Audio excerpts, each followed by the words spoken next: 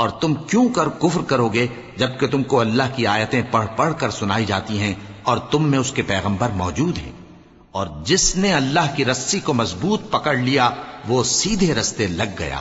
مومنو، اللہ سے ڈرو جیسا کہ اس سے ڈرنے کا حق ہے، اور مرنا تو مسلمان ہی مرنا، اور سب مل کر اللہ کی ہدایت کی رسی کو مضبوط پکڑے رہنا اور فرقے فرقے نہ ہو جانا، اور اپنے اوپر اللہ کی اس مہربانی کو یاد رکھنا جب تم ایک دوسرے کے دشمن تھے تو اس نے تمہارے دلوں میں الفت ڈال دی اور تم اس کی مہربانی سے بھائی بھائی ہو گئے، اور تم آگ کے گڑھے کے کنارے تک پہنچ چکے تھے تو اس نے تم کو اس سے بچا لیا۔ اس طرح اللہ تم کو اپنی آیتیں کھول کھول کر سناتا ہے تاکہ تم راہ راست پر رہو۔ اور تم میں ایک جماعت ایسی ہونی چاہیے جو لوگوں کو نیکی کی طرف بلائے اور اچھے کام کرنے کا حکم دے اور برے کاموں سے منع کرے، یہی لوگ ہیں جو کامیاب ہیں۔ اور ان لوگوں کی طرح نہ ہونا جو متفرق ہو گئے اور صاف احکام آنے کے بعد ایک دوسرے سے اختلاف کرنے لگے۔ یہ وہ لوگ ہیں جن کو قیامت کے دن بڑا عذاب ہوگا،